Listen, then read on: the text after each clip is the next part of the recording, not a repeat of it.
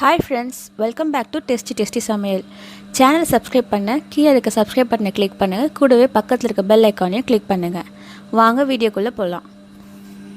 இன்றைக்கி நம்ம சேனலில் ஒரு சூப்பர் டூப்பரான ஒரு ஸ்வீட் ரெசிபி தான் பார்க்க போகிறோம். நம்ம வீட்டில் இருக்க பொருட்கள் வச்சு ஈஸியாக ரெடி பண்ணக்கூடிய ஸ்வீட்டுங்க இது. பாசிப்பருப்பு வச்சு ஒரு பாதாம் அல்வான்னு தான் சொன்னாங்க. ஆமாங்க, பாசிப்பருப்பு அல்வா தான் பண்ண போகிறோம். பட் ஆனால் டேஸ்ட்டு பார்த்திங்கன்னா பாதாம் அல்வா மாதிரியே இருக்குங்க. தேவையான பொருட்கள் பார்க்கலாம். சிறுபருப்பு, அதாவது மூங் டால் 1 கப் எடுத்திருக்கேன்.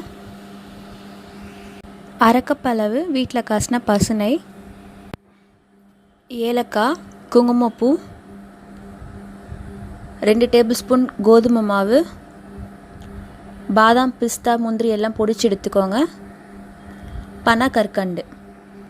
தேவையான பொருட்கள் பார்த்தாச்சு. இப்போ இதோட செய்முறையை பார்க்கலாம்.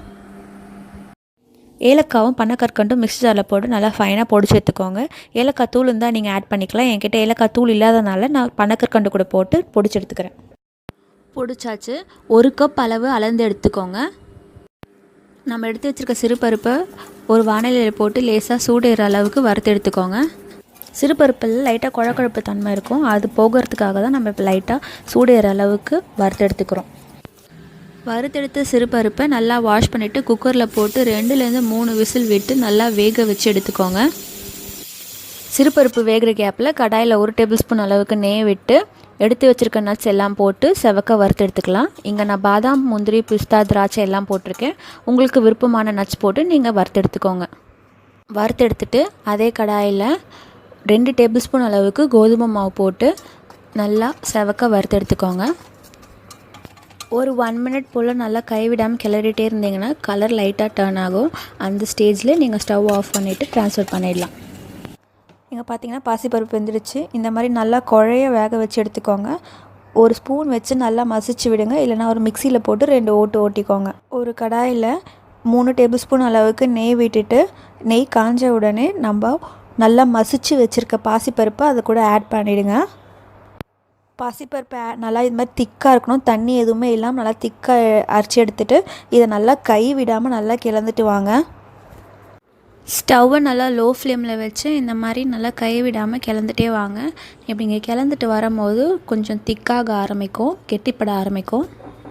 2 நிமிஷம் போல் நல்லா கை விடாமல் கிளந்துட்டு வந்தீங்கன்னா கெட்டிப்படும். அந்த ஸ்டேஜில் நம்ம எடுத்து வச்சுருக்க கோதுமை மாவை ஆட் பண்ணிடலாம். கோதுமை மாவு என்ன ரீசனுக்கு ஆட் பண்ணுறோன்னு பார்த்தீங்கன்னா, கோதுமை மாவு வந்து உங்களுக்கு ஒரு பைண்டிங் ஏஜென்ட்டாக ஆக்ட் ஆகும். யூஸ்வலாக இந்த ரெசிபிக்கு மைதா மாவு தான் யூஸ் பண்ணுவாங்க. பட் அது உடம்புக்கு நல்லது இல்லைன்னு ரீசன்னால் நான் உங்களுக்கு இன்றைக்கி கோதுமை மாவு யூஸ் பண்ணி செஞ்சு காட்டியிருக்கேன். கோதுமை மாவு ஆட் பண்ணிவிட்டு நல்லா மிக்ஸ் பண்ணி நல்லா கைவிடாமல் கிளறி விடுங்க. இந்த மாதிரி கெட்டியாகிற ஸ்டேஜில் நம்ம எடுத்து வச்சுருக்க சர்க்கரையை இது கூட ஆட் பண்ணிடலாம். நான் பனக்கற்கண்டு பொடிச்சு வச்சுருக்கேன்னு சொன்னேன். 1 கப் பாசிப்பருப்புக்கு 1 கப் அளவு பனக்கற்கண்டு பொடிச்சு வச்ச பனக்கற்கண்டு ஆட் பண்ணுறேன். 1 கப் பாசிப்பருப்புக்கு 1 கப் சர்க்கரை, அரை கப் நெய், இதுதான் ரேஷியோ. சர்க்கரை போட்டுட்டு நல்லா கிளந்து விடுங்க. சர்க்கரை போட்ட உடனே பார்த்திங்கன்னா உங்களுக்கு வந்து லைட்டாக இகுற ஆரம்பிக்கும். இது எல்லாமே நீங்கள் லோ ஃப்ளேமில் வச்சு பண்ணுங்கள், இல்லைனா வந்து அடி பிடிக்க சான்சஸ் இருக்குது. நடுவில் நீங்கள் ஒரு ஸ்பூனாக நெய் விட்டு விட்டு கிளறும் போது கடாயில் ஒட்டாமல் அப்படியே திரண்டு வரும் உங்களுக்கு. நெய் மொத்தமாக ஆட் பண்ணக்கூடாது. இது மாதிரி நடுவில் கிளந்து விட்டு ஆட் பண்ணணும். பாருங்கள், நான் நெய் விட்டு கிளறிட்டே இருக்கேன். இந்த மாதிரி நீங்கள் கிளறும் போது நல்லா திரண்டு வரும். இந்த அல்வா செஞ்சு முடிக்கிறதுக்கு உங்களுக்கு டோட்டலாக பார்த்தீங்கன்னா 7லேருந்து 10 மினிட்ஸ் தான் எடுக்கும்.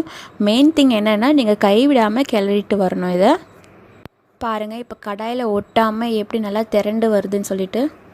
குங்குமப்பூவை பாலில் கரைச்சி எடுத்து வச்சுருக்கேன். இந்த ஸ்டேஜில் நீங்கள் குங்குமப்பூவை இதோட ஆட் பண்ணிவிடுங்க.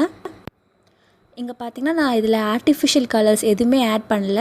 குங்குமப்பூவோட கலர் தான் உங்களுக்கு நல்ல கலர் தரும். அதே சமயம் நல்லா ஃப்ளேவர்ஃபுல்லாகவும் இருக்கும். விருப்பப்பட்டிங்கன்னா கலர் ஆட் பண்ணிக்கலாம். இப்போ நான் மீதம் இருந்த நெய் இது கூட ஆட் பண்ணிவிட்டு நல்லா கிளந்து விடுறேன். நீங்கள் இந்த மாதிரி கிளறி விட்டு கொஞ்சம் கொஞ்சமாக நடுவில் நெய் ஆட் பண்ணிவிட்டு வரும்போது உங்களுக்கு இந்த மாதிரி நல்லா மிக்ஸ் ஆகி திரண்டு வரும். கடாயில் ஒட்டாமல் வருது பாருங்கள். இந்த ஸ்டேஜில் அல்வா ரெடி ஆகிடுச்சு. நம்ம இது கூட நம்ம ஃப்ரை பண்ணி வச்சுருக்க நட்ஸ் ஆட் பண்ணிவிட்டு சர்வ் பண்ணிடலாம். எந்த விதமான ஆர்டிஃபிஷியல் ஃப்ளேவர்ஸோ கலரிங்கோ இல்லாமல் முழுக்க ஆர்கானிக்காக நம்ம வீட்டில் இருக்க பொருள் வச்சே நம்ம பண்ணக்கூடிய ஒரு சூப்பரான அல்வா ரெடி பண்ணியாச்சு. இன்றைக்கி டோட்டலாக ஒரு 15 to 20 மினிட்ஸ் தாங்க ஆகும் இந்த அல்வா ரெடி பண்ண.